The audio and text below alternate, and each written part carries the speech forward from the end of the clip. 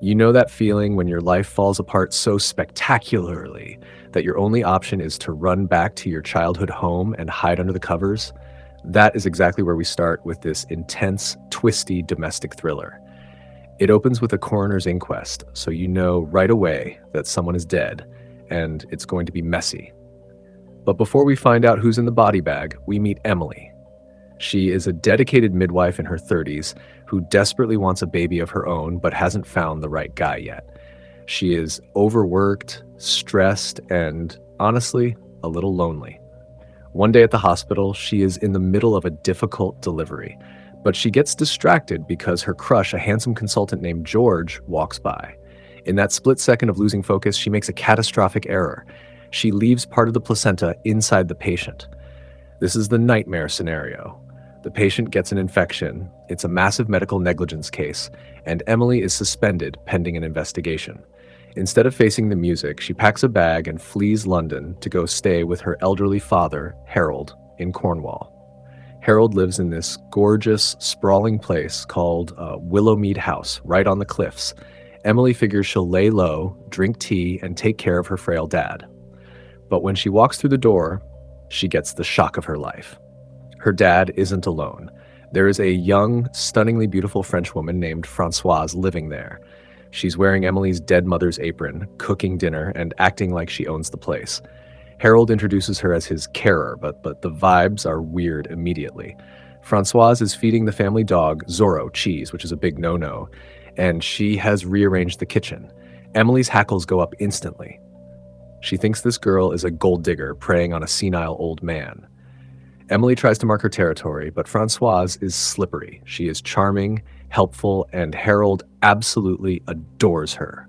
He's 94, struggling with mobility, and he loves having a pretty young woman doting on him. Emily feels pushed out of her own home.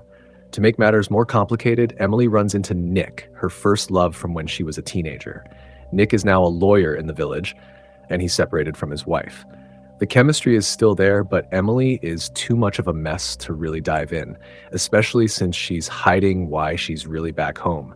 She lies to everyone, saying she's just on leave, terrified the town will find out she nearly killed a patient. Here is where drops a massive bomb. Françoise isn't just a random carer. She confronts Emily and reveals that she has done a DNA test. She claims she is Harold's illegitimate daughter. Apparently, Harold had a fling with a French au pair named Celeste decades ago. Celeste was Françoise's mom. This rocks Emily's world. Her parents had the perfect marriage. Her dad is a war hero. He wouldn't cheat. But Harold seems to accept it, even giving Françoise a huge check for £50,000, which Françoise dramatically rips up to prove she isn't in it for the money. She just wants a father. As the tension in the house reaches a boiling point, Harold's health takes a nosedive. It turns out he has been hiding terminal pancreatic cancer. He is in agony. The dynamic in the house shifts from rivalry to a weird, dark alliance as both daughters try to care for him. But Harold is manipulative. He starts playing mind games. He pulls Emily aside and begs her to give him a morphine overdose to end his pain, saying, "If you loved me, you'd do it."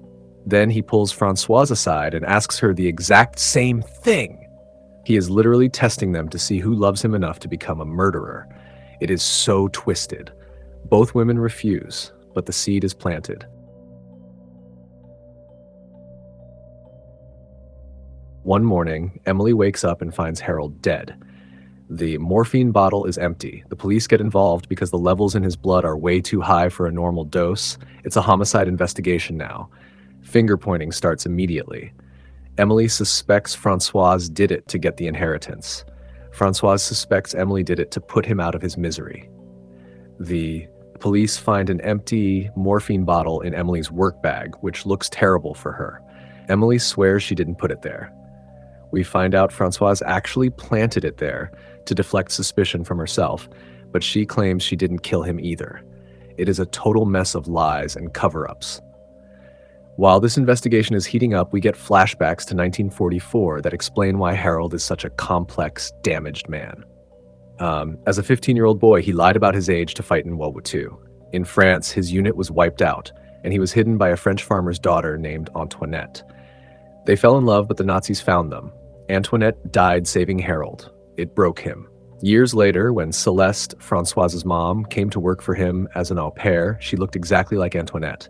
Harold slept with her in a moment of grief and weakness, trying to recapture his lost love. That is how the affair happened. It wasn't malice.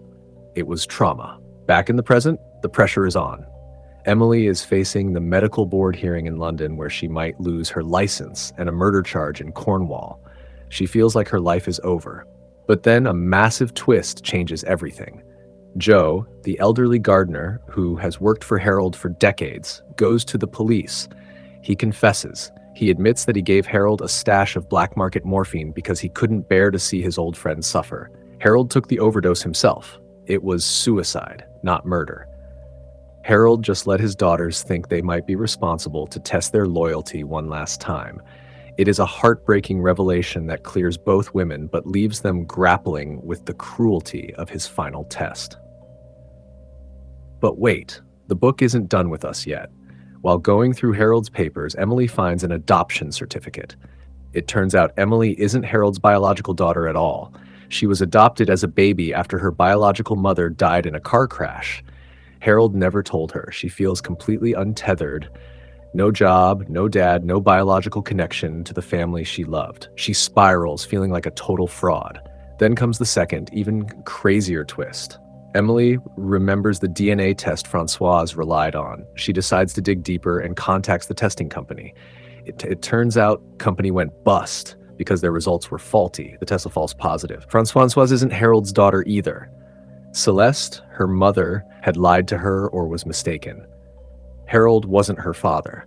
Neither of them are his biological children. They are two strangers connected by nothing but a shared love for a difficult old man and the lies they were told. You would think this would tear them apart, but it actually brings them closer. They realize that family isn't about blood. It's about who shows up.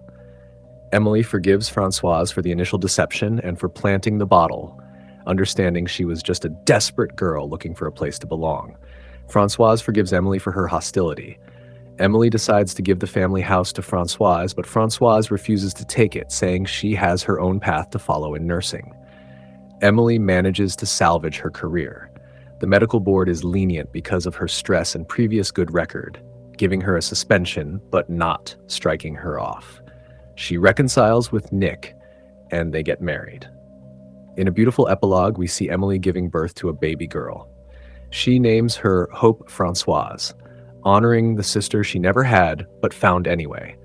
They decide to keep the truth about the DNA a secret between them. As far as the world and their hearts are concerned, they are sisters. They choose to believe the lie because it became their truth.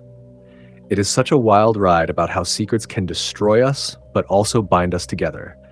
It really makes you question what family actually means. Is it the DNA you share, or the trauma you survive together?